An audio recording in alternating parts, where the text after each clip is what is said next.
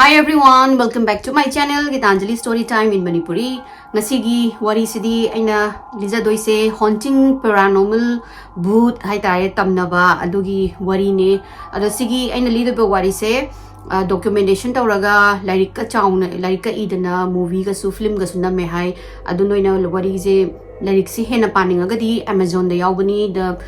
Willows Weep haina kaubne book to gi maming do adu huziki yum sizu Willows Weep haina kawi sigi yumse ada jaga sina kayuja haina Indiana da laiba mafam amadani ada sigi jaga se mafam se hana Native American sing na lairambani angau bu sing ga lakchungai matamda ada European gi settler angau bu sing sina la matungda aduga Native American sing ga war kana sokpada ihing na hinta gidana aduga dugi mafam do moigi ancient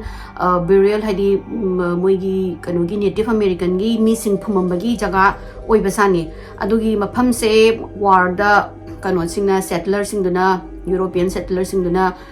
moina pha moina ngamma matungda jaga su moina loksalaga mathang adum yonba hauba tawrokpa mafam ne ado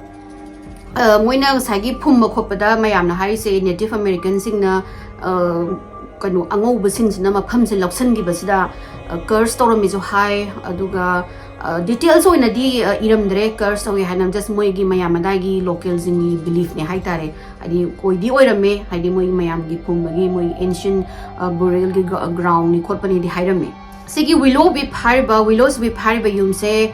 originally 1890 da sadoine nupa mai maming sigi sariba nupa sigi maming jina John Henry Sky ko nupa mana sai aduga ma se moigi yumzigi huzigi yum manung sigi batapta heart attack tawraga siraga leirambadagi machanupa da amuk transfer tawdoine aduga machanupa sigi maming sina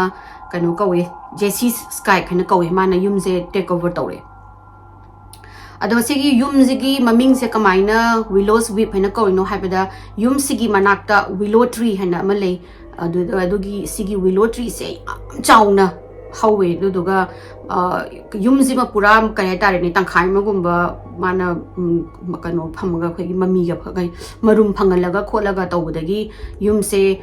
saba matamda Willows Weep haina sagi baniba aduga maming do tholaga sagi bani ado yum sigi khusa se mathaptagi yengkhalakpa matamdadi cross songna up cross se upside down daina cross songna sagi aduga sariba nupa si yamna superstitious oi hai aduduna aduga mayamna haije mana sari se evil ward off tongna ba saribra aduga evil ward off tongna ba oragadi kaidobagi cross ki upside down gi mangongda sari se kaigino or mana sari se evil attract oraga evil do trap tongna ba sari ra kholera na mai adai na su mayamna hainagi do yumjigi picture su mai dum hapcharam ge asina yumjigi khusa je pura khoi gi cross ki type ta oraga cross na sumaina yung thaina upside down yung do maina sai ba yumse ani mayamna Jesse hujiki sagi ba skies kano se Henry Sky se mai gi matang di yam kana khangudre matam do 18 kano gi 90 gi matam nina moigi documentation kari gra phajana thamamdre adagi mai gi machanupa amu kano sina Jesse Sky zu yam kana khangbudi oide adu moina yum se saba matamda hujiki Native American gi moigi monghum sigi mathakta sabani khotpani kaina di hai ada adugi sabagi maktada evil war of tongna yumdugi hajai moigi European style old ranch house kana haitare ne adwaina sagi bani ada moigi matang di phajana di idre adoga Jesse sna Sky sna leiba matamda Jesse Sky ga maigi nupi Elizabeth Sky ga hana yum sida leirani leira matungda machanupa annual koba makponi aduga moisi mat leira ga moigi family gi general store amaga su hangaga Jesse se mayamna yamna phai kholi thabak suba kalli paisa tan makalli kholi kaidi adumaina ngangnai aduga annual sina maigi hek yumthangna ba nupi Mary Ann koba nupi malai aduduga nungsinaraga macha mayam poktoine macha manga tabu pokani aduga adugi pokpagin da tawningai haidi moi adumaina poga leirani ludi luhongda bida adum maji living gi type ta dum manakta yum manakta leibdagi koina gi bazani aduga Jesse se amungtang de convict to himale mana convict to risna incest to bagi haidi Mary Ann gi macha nupi ahan siga magi macha nupa atumba siga moido nataba mari laina ba haizani magi di kanu gi di Jesse gi di magi grandchildren atane aduga incest gi thabak tawrambagi haibadi angang maigi family manungda kano tawbuse sex song na bhai tare adu singje haina incest haina haina dugi incest tawbagi maji convict tawbagi moigi laina male adagi annual jina hongto oga Mary and ga macha sing macha taruk tuga chakhi hai duga Jessie ga Elizabeth ka khakle hawdoine ada moi sum chahi je sum yam khala ingi Jessie se seizure hore adi epilepsy tawba hore de chingbagi laina na ba hore maji duga laina atopasu adum tam tamna dum na ba hawjani sigi yum sida mana sigi conviction tawbagi khaigi matung dagi ni ko maji maybe tawbra di khangde but mayam na tawwe na maji convict tawra matungda adugi seizure gumba na ba khotpa se dum hawre Jessie Skies ki moigi huziki yum se farm su yamna chawna lei moigi atopa business ko general store hang na farm su chawna lei raga ok ka yamna loi ada nongma Jessie sina ok se machinjak tha oge na chakhiba chalaga moi dagi yum dagi kitang laptak tawraga chatoini ada chalaga lei basida mana sagi ok tu gi machinjak tha ge na tawringai da ma je huziki chingbido hauraga mamaina ngasai haini ok han chama muk laiba sigi marak sida mamai sin uppaga tasalab jani uppaga tasan basida ngasai gi ok sing du chak lamna laiba du da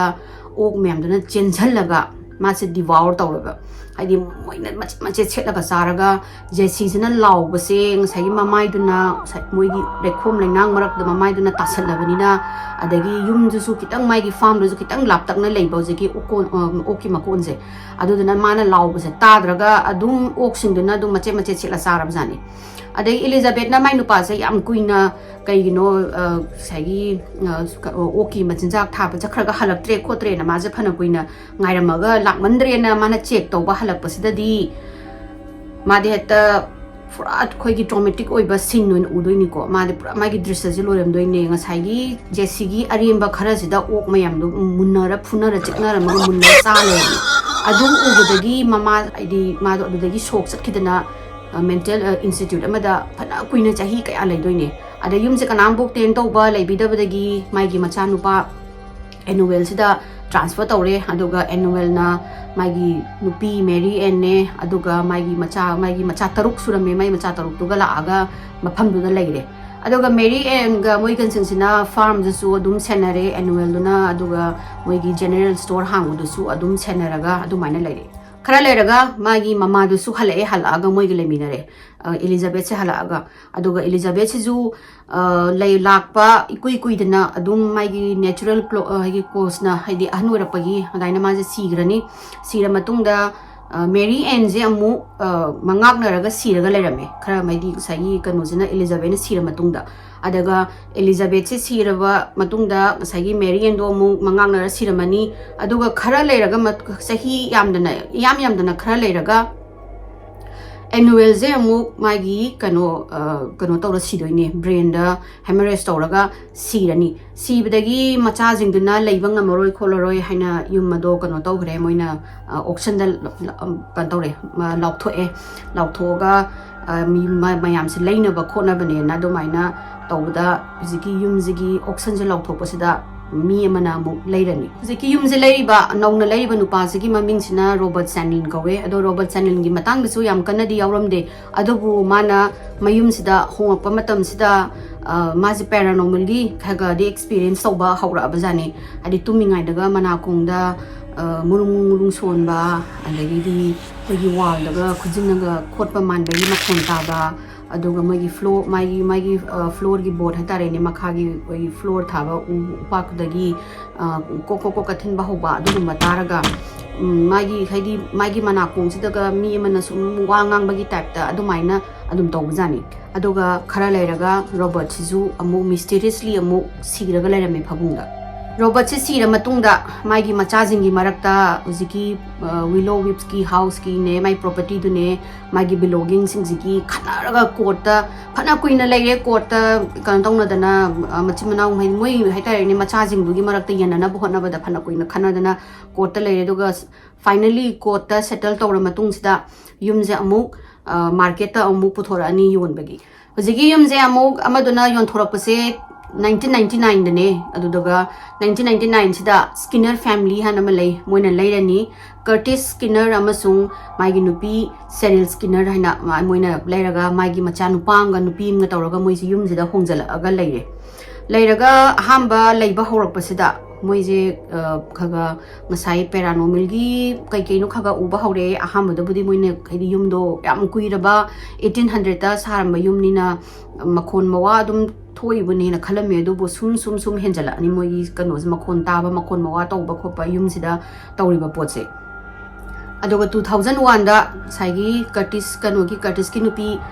Cheryl se mathanda heart attack ta amuk sira mani phabungda si maba sigi sira matung sida di Curtis sida hena kano tawba haura bjani mangon man hena uba dagi mana kong da ngasai wa ngangba hauba khotpa ado sigi Willow Weep ki mi magi yum sida lairi se anambana generation je koi gi kaita ne puron suron dagi lairakpani haiba si songoi oideba adum family alak khuding je adum siba je dum yaw gani ahan pulap sigimni khangde adagi kuina matam mi je laiba kadi stick tawba ngamdabdo aduga ngasai gi kano sina Cheryl jina heart attack tawra sira matung sida di kano se Curtis se khangde nungai tabani khangde magi grief nani kaino khangde makhon taba haurani ha manupa ma kano tawra makhon ta yana tawra madu mana daina makhon taba haurani adagi mana kongda wanganga kill yourself na khoi demonic ki makhon manba aduduna amonda mana kong sida dum haiba jani adagi akoi kano tawba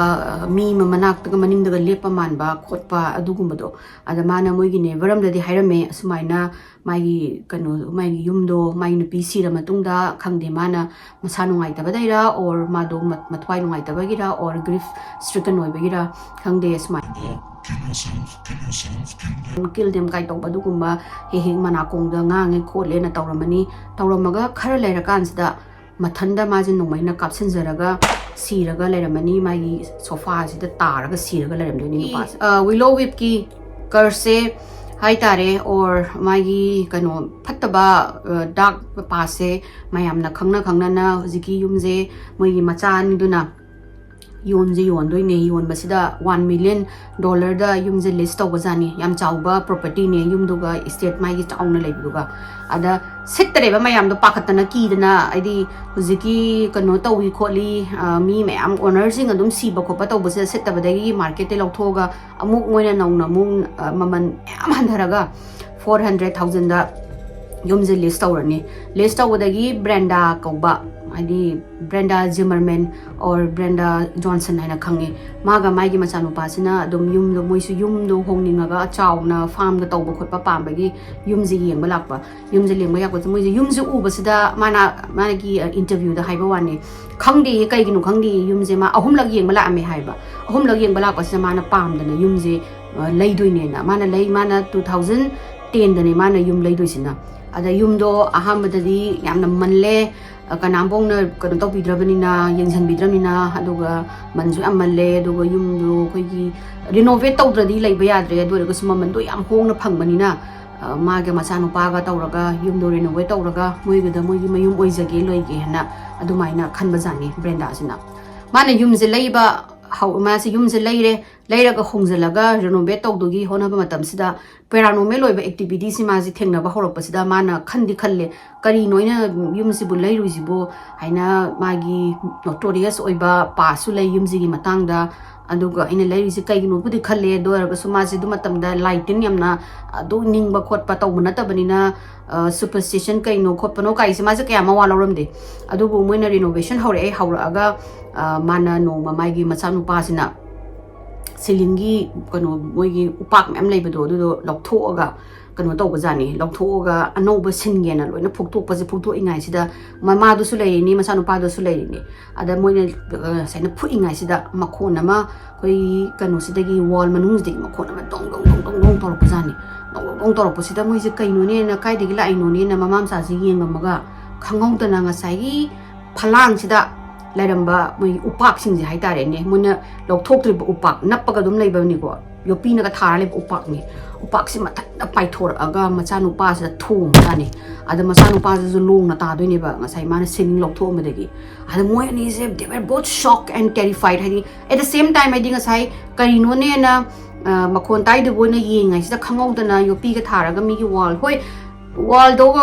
ꯀꯨꯏꯔꯕꯅꯤꯅ ꯀꯣꯝꯃꯝꯕꯁꯨ ꯌꯥꯏ ꯌꯥꯔꯒꯁꯨ ꯃꯊꯟꯗ ꯑꯗꯨꯃꯥꯏꯅ ꯑꯩꯈꯣꯏꯒꯤ ꯀꯔꯤ ꯑꯩꯈꯣꯏꯒꯤ force ꯑꯃꯅ boat ꯑꯍꯨꯝ ꯃꯔꯤ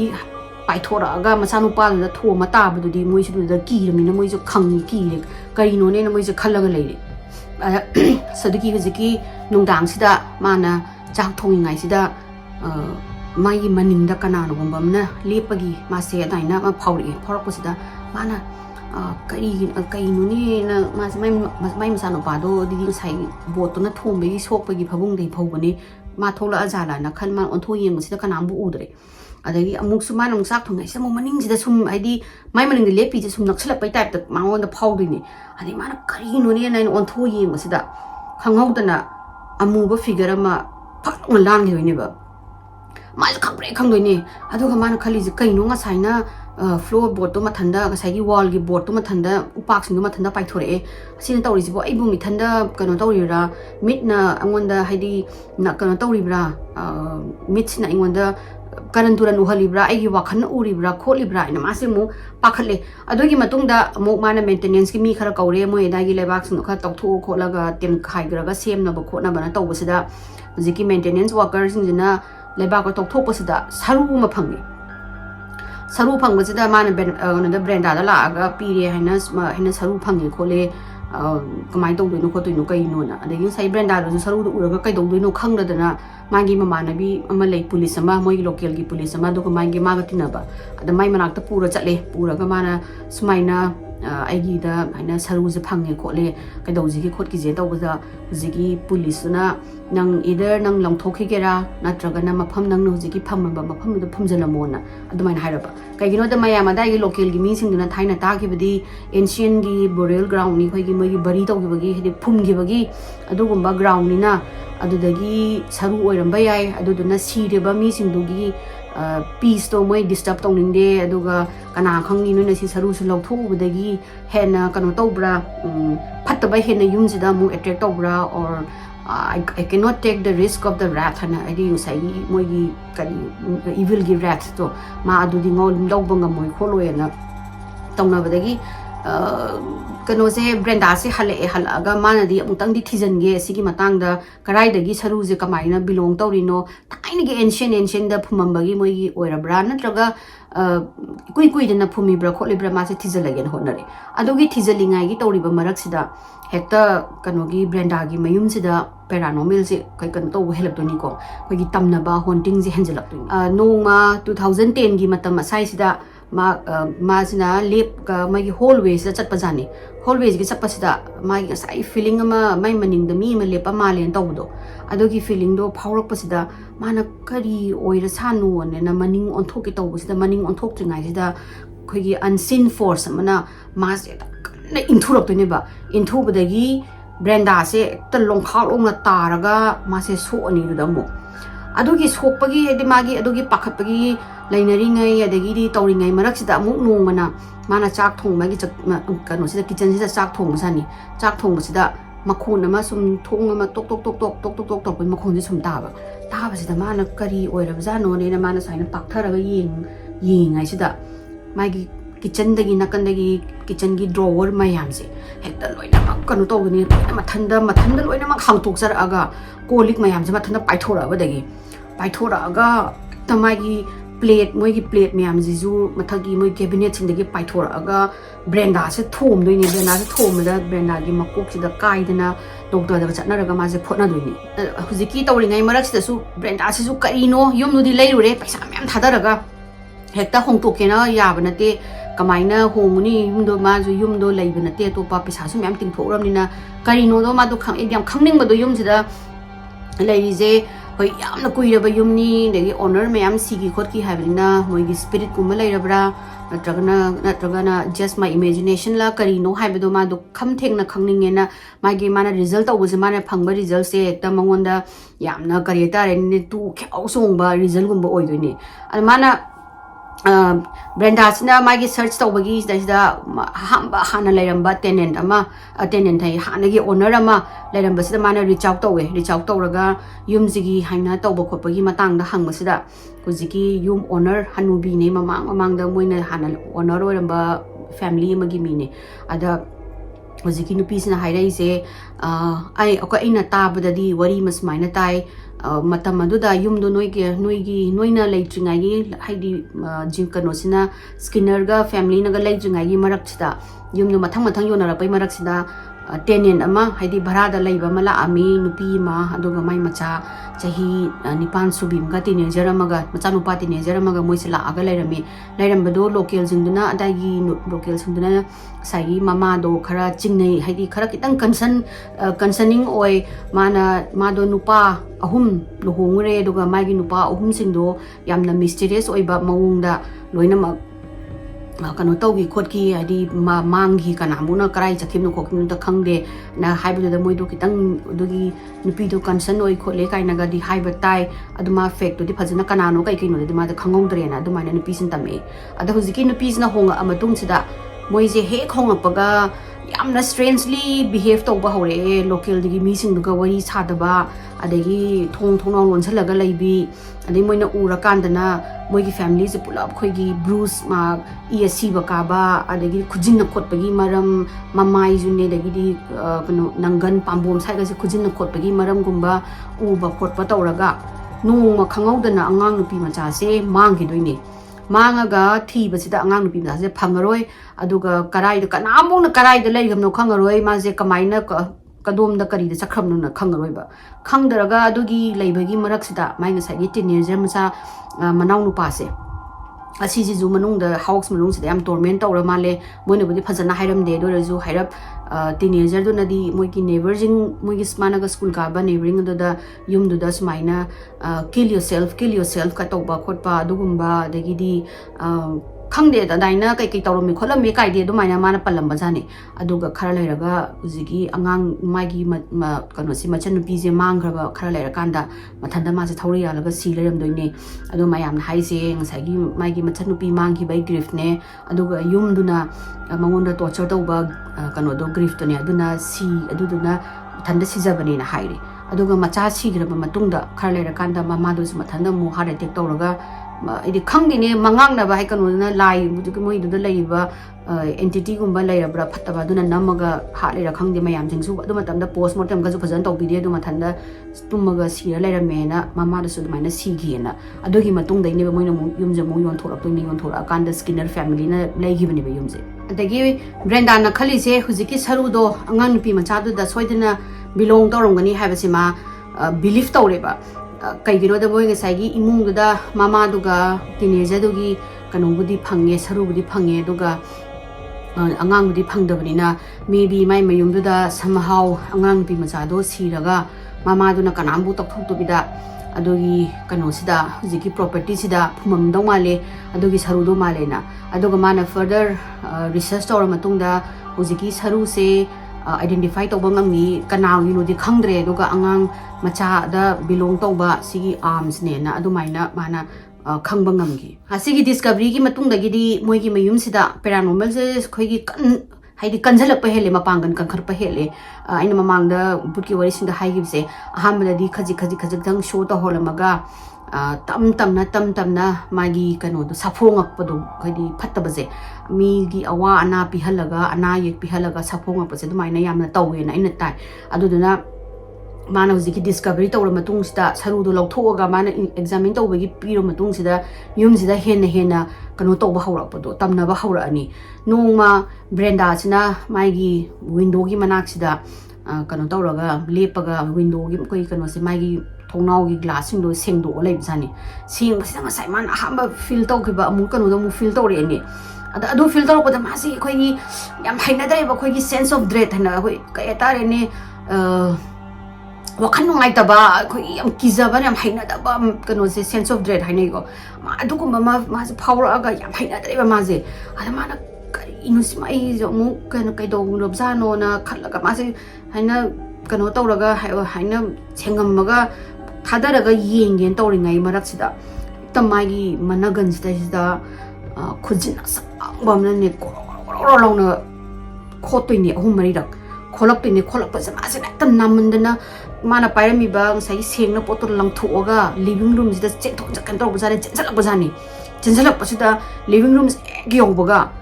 ꯃꯥꯒꯤ ꯉꯁꯥꯏꯒꯤ ꯂꯩꯔꯝꯕ ꯀꯦꯕꯤꯅꯦꯠ ꯃꯌꯥꯝ ꯑꯗꯒꯤꯗꯤ ꯊꯣꯡ ꯃꯌꯥꯝꯁꯦ ꯗꯣꯡꯅ ꯊꯣꯡꯁꯦ ꯃꯊꯟꯗ ꯑꯃꯨꯛ ꯍꯥꯏꯗꯤ ꯕꯥꯏ ꯑꯟꯁꯤꯟ ꯐꯣꯔꯁ ꯀꯣ ꯊꯣꯡꯁꯦ ꯑꯃꯨꯛ ꯗꯣꯡ ꯊꯤꯡꯖꯤꯜꯂꯛꯇꯣꯏꯅꯤ ꯑꯗꯒꯤꯗꯤ ꯑꯃꯨꯛ ꯍꯥꯡꯇꯣꯛꯀꯅꯤ ꯑꯃꯨꯛ ꯊꯤꯡꯖꯤꯟꯒꯅꯤ ꯍꯦꯛꯇ ꯕ꯭ꯔꯦꯟꯗꯥꯁꯤꯗꯤ ꯃꯥꯗꯤ ꯄꯥꯈꯠ ꯃꯆꯥꯅꯨꯄꯥꯁꯦ ꯃꯥꯅ ꯀꯨꯝꯊꯔꯛꯑꯣ ꯂꯥꯎꯔꯗꯤ ꯃꯆꯥꯅꯨꯄꯥꯁꯤꯁꯨ ꯆꯦꯟꯊꯔꯛꯑꯀꯥꯟꯗꯗꯤ ꯉꯁꯥꯏꯒꯤ ꯀꯤꯆꯟꯒꯤ ꯑꯗꯩ ꯃꯣꯏ ꯂꯤꯚꯤꯡ ꯔꯨꯝꯗ ꯂꯩꯔꯝꯕ ꯎꯄꯨ ꯀꯦꯕꯤꯅꯦꯠ ꯃꯌꯥꯝꯁꯦ ꯍꯦꯛꯇ ꯊꯣꯡꯁꯦ ꯍꯥꯡꯇꯣꯛ ꯃꯊꯟꯇ ꯍꯥꯡꯉꯒ ꯄꯥꯡ ꯃꯊꯟꯇ ꯑꯃꯨꯛ ꯂꯣꯟꯁꯟ ꯑꯃꯨꯛ ꯍꯥꯡ ꯍꯥꯏꯗꯤ ꯀꯅꯥꯅ ꯇꯧꯔꯤꯅꯣ ꯈꯪꯗꯕꯗꯣ ꯍꯥꯏꯗꯤ ꯃꯁꯥ ꯑꯣꯟ ꯏꯠꯁ ꯑꯣꯟ ꯃꯊꯟꯇ ꯊꯣꯡꯁꯦ ꯕꯣꯡ ꯂꯣꯟꯁꯟꯕ ꯈꯣꯠꯄ ꯇꯧꯗꯣꯏꯅꯦ ꯇꯧꯔꯒ ꯕ꯭ꯔꯦꯟꯗꯥꯒ ꯀꯩꯅꯣꯒꯁꯤꯗꯤ ꯀꯤꯗꯅ ꯌꯨꯝꯗꯒꯤ ꯑꯗꯨ ꯅꯨꯃꯤꯠꯇꯨꯗꯤ ꯆꯦꯟꯊꯣꯛꯑꯒ ꯃꯣꯏꯁꯦ ꯀꯔꯥꯏꯗꯅꯣꯃ ꯒꯥꯔꯤꯗ ꯇꯨꯝꯃꯤ ꯍꯥꯏꯌꯦꯕ ꯌꯨꯝꯁꯦ ꯆꯪꯕ ꯉꯝꯗꯗꯅ ꯀꯤꯗꯅ ꯑꯗꯒꯤ ꯑꯃꯨꯛ ꯃꯣꯏꯅ ꯌꯨꯝꯁꯤꯗ ꯆꯪꯉꯀꯥꯟꯗ ꯃꯣꯏꯁꯦ ꯂꯥꯏ ꯇꯤꯟ ꯈꯣꯏꯔꯝꯕ ꯈꯣꯠꯄꯗꯣ ꯐꯖꯅ ꯌꯥꯝ ꯀꯟꯅ ꯂꯥꯏ ꯅꯤꯡꯕ ꯃꯤꯕ ꯑꯗꯨꯒꯨꯝꯕ ꯃꯤ ꯊꯥꯖꯗꯕꯅꯤꯅ ꯂꯥꯏ ꯁꯥꯏꯅ ꯂꯥꯛꯑꯒ ꯄ꯭ꯔꯤꯁ ꯑꯃꯅꯒ ꯇꯧꯅꯤꯀ ꯍꯥꯏꯗꯣ ꯑꯗꯨꯁꯨ ꯍꯦꯛ ꯃꯣꯏꯁꯨ ꯇꯧꯗꯦ ꯑꯗꯨ ꯑꯣꯏꯔꯒ ꯑꯩꯈꯣꯏꯁꯨ ꯒꯥꯔꯤꯗ ꯇꯨꯝꯃꯨꯔꯒ ꯅꯣꯡꯉꯥꯜꯂꯀꯥꯟ ꯆꯪꯉꯛꯑꯀꯥꯟꯗꯗꯤ ꯅꯨꯃꯤꯠ 2-3ꯗꯤ ꯑꯃꯨꯛ ꯀꯩꯝ ꯇꯧꯗ꯭ꯔꯦ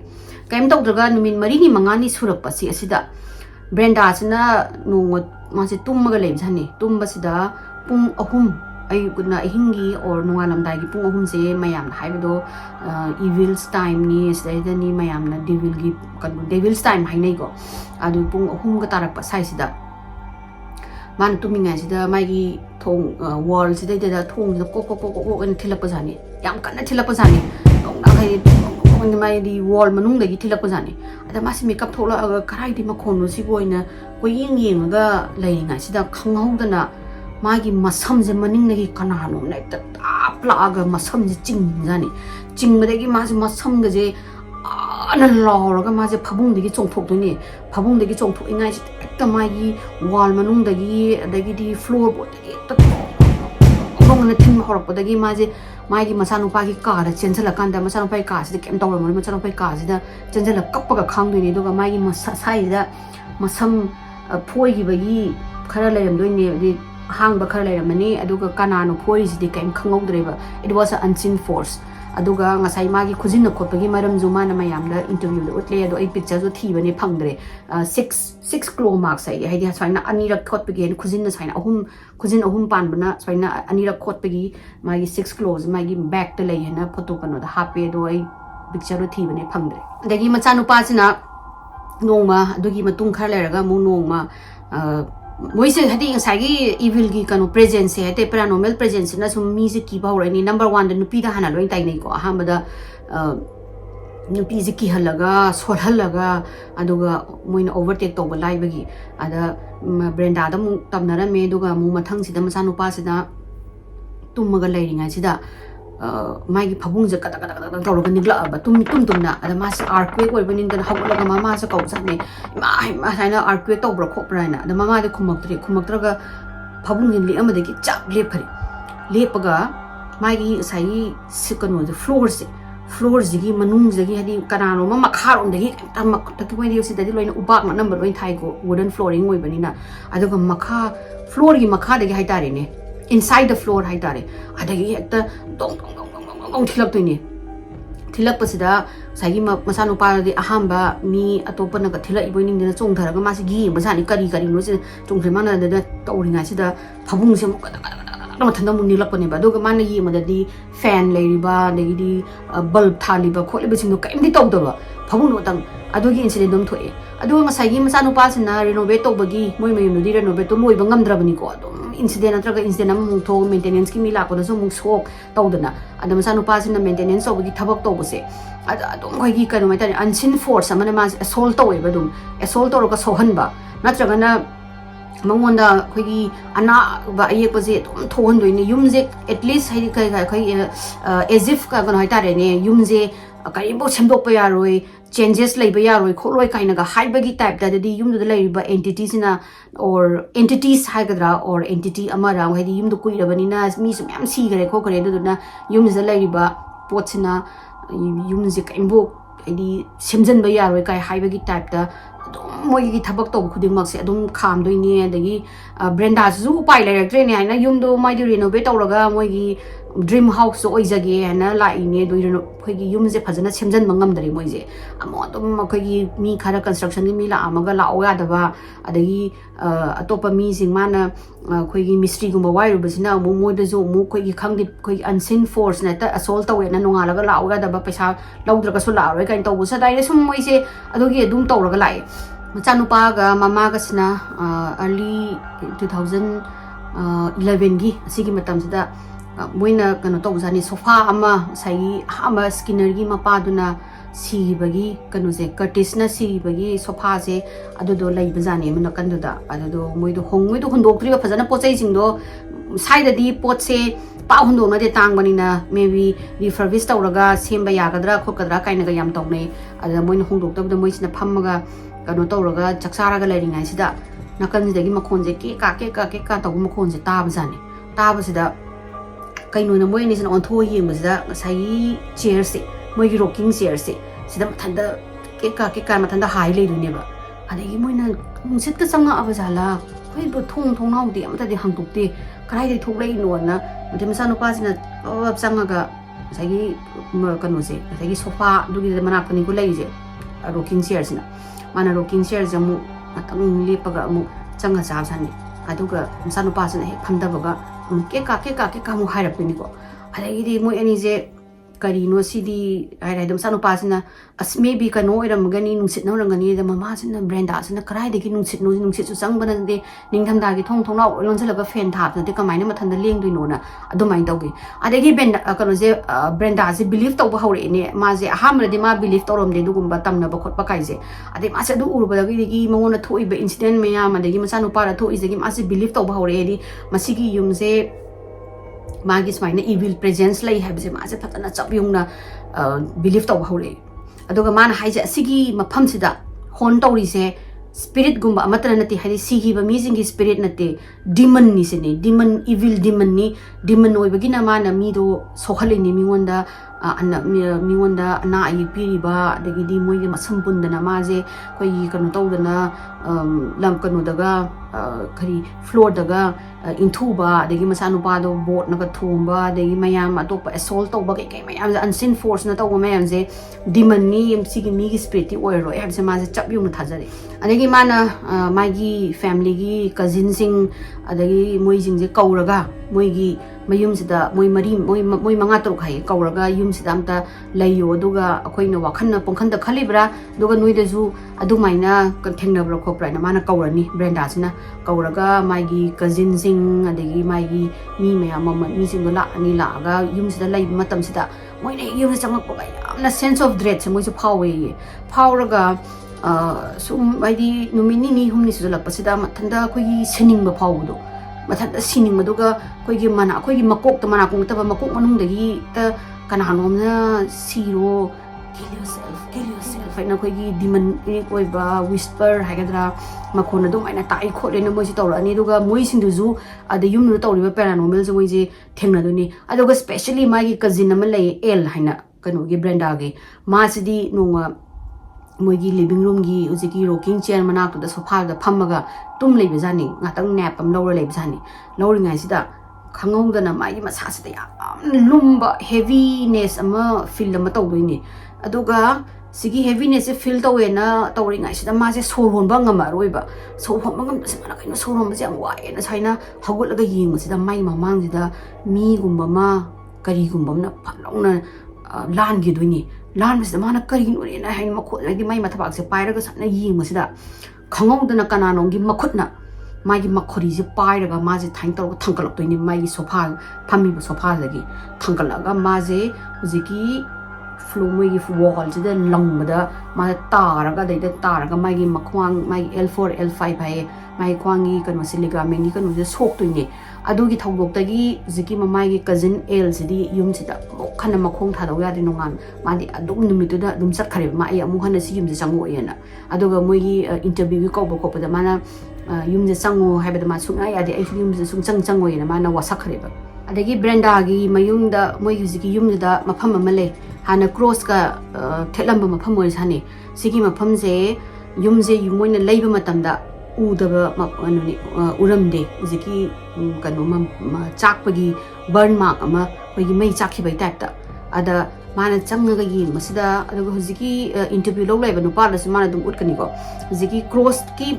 haidi thelamba haitare ni thelamba gi jaga se asi mai na chakto ne ba ada mana sigi mafam je mana mayum du laiba matamda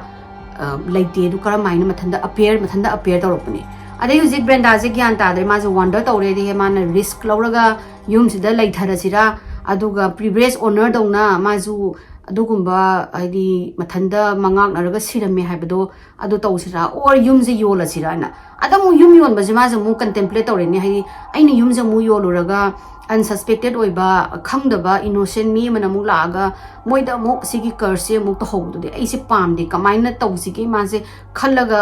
yum sidagi di ma thokre ma leiroi hana पैसा मांगना आई लेब ngamaroy na jiki incident mayam moigi magi cousin mayam la ambagi mai mugi family mayam la amaga thingnarambadagi noi na si yum sida leiradi noi soidana siba tare haibadagi ma se yum dagi tholaga mana sum sauningdana moigi local gi dai mi singda wari sadana dagi maga mai macha nupa adagi magi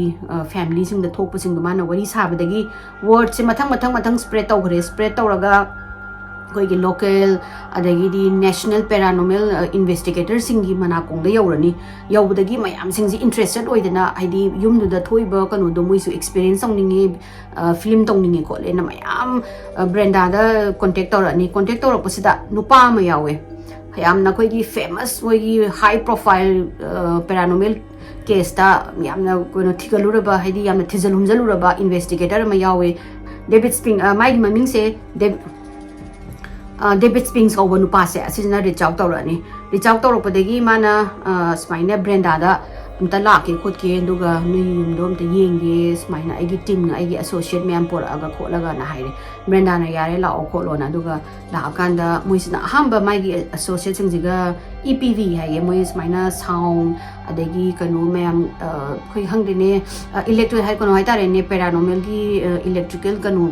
Duga, Pabang number EDP, Dogma Pura Lapaze, Manan Hangai, Adopa, using Adopa. You am haunted house may am changu with the first night se anamana EBP phangde haiba adu bo hasiki Willow Weep sigi yum se changak pesa di EBP se chara phangdoi ne phangmadagi ma se hena intrigue oireba David Spink se adagi mana Brenda da mu request tawre haidi akhuido further amu investigation gi lake khotke haidi haina EBP nungdang da phangba se hambani khotpani na adagi Brenda na phare noi dum tawro ID yum du da changa ro ID yum du changba ta le adu da noi dum chatlo kholo na haide Brenda se so pi gra moi da pithokre dagi la e la aga Maggie teams ne David Spinks ne Maggie teams gala aga yum je changba se moi sing ha ma changba se that sense of dread se moi je phau doi ne ba de yam haina da ba nongai ta ba yam phat ta ba feeling je phau ga moi loina ma ekta makok se khoi gi crippling headache khai tare ne haidi ling bangam da gai to ba headache se ma moi je phau doi ne phau da gi yum je lai bangam ma ta da loina ma pan da thokla ga Mapanda nungdang waram matam ne da Brenda sama panda lip le me ma de yum do changwe na adai moina Brenda da wari saraga swaina Brenda sa ko khoi loi mak chang bodo ko bodo ta khoi do kanu tawi kholi kok chi kholi crippling headache lai kholi tawi da to ma pan thokla kan da phai kholi na ade Brenda na noi thajara bra ina hai bodo ko bodo tawre adoga Brenda ga amtang changa ga nang ka sing na takira khot kera moi saina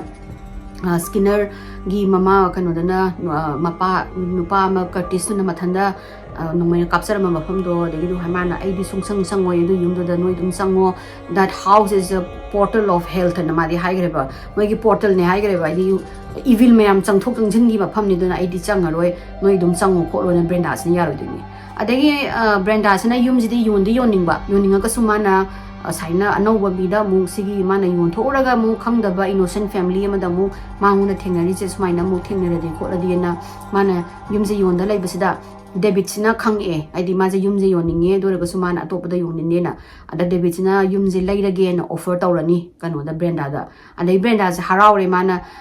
hai nang yumje ka dawdu no ko toino na tawre mana yumje aina lairaga investigate tawge khotke paranormal investigate tawge khotke duga mi di kana ambu lairoi kholo habdegi Brenda zo haraw ni yaraga David sida yumje mana Willow Weep ki yumje kano gi Brenda na Willows Weep ki yumje David ta yon thoni adoga David na Brenda dagi yumse 2019 da laibane laira matungda huzik mana koi book mayam adagi mai da thengnaba paranormal mayam gi video ma film gumba namaga khotlaga maji book ka publish tawbune aduga the Willows Weep first encounter haibra the beginning haibra adugi direct to mana ponga yam thina phawbane aduga Skinner gi mai gi family da mai gi macha ani lei macha nupi ma nupam ga lei hedaina moina di yam thina pen da bado haidi mama mapa du gi si bado adum normal si bane khot bane noina haina mayam da paisa phangna ba dain haijali kholi kaina ga adumaina moina di case daga su tawe against David ta haidi David na la wari ga iraga kholaga film ga semaga mana publish tawbudu da but anyways mayam do nothing nei haibado David kano na su Brenda na su yare de Brenda macha jing de Brenda gi imung manung na su haidi moi de paisa phang banate masai gi karo na David spring tu na yum do kano yum do gi matang ibi matam da just moi di mana moi do kauraga khagyeng halubagi wa khatane ado khangde khara mana masai gi kano gi Skinner gi family macha macha nupi gi macha nupa do na di yaning draga su evidence mayam laibani aina zu YouTube ta gi mada Willow Weep ki na gi matam da moi paranormal gi mafam oi la male je one of the most haunted evil house kai jo haye kano je Willows Weep se aduna hena check out tawning su mayam da check out to biro natragana mai gi documentary thokpani Willows Weep documentary by David Spink sena adu su dum check out to bio aduga direct to paninga na Amazon da phangbane ai link to hapcharam ge dum Amazon da gi dum order tawraga lai ba gani adu hojiki yum si de dum kanambok leitre kanambok haidi kanambok thamdre aduga only moi gi paranormal investigator gumana David Spink se gi aya balawraga moi na dugumba investigate tawba khopa tawba natana kaimuk de leitre aduga yum dugi manungda kari thoi kholi haibadudi maigi lerik to loina I hai aisu lerik se lei ai je lerik to leidari aduna aina haipet khangma matamda mi magi mana thengnaba magi crew member na thengnaba experience to adudune hai aduda yauri do adudi mayam kari khange sigi haunting gi matang je si kanora fake la natraga sing thoi ribra natraga butam na ba haizda bo haidi kano phangba nate dana nai kari hai tare ne proof to hada phangba nate ado moi paranormal jing na phangba khotpa jing do adu mangai re adu mayam kai khange do comment hai biramo ado agi wari sinungar gadi like to biramo share to biramo subscribe to biramo ai mathangi wari dong thengna rasi ko mayam bye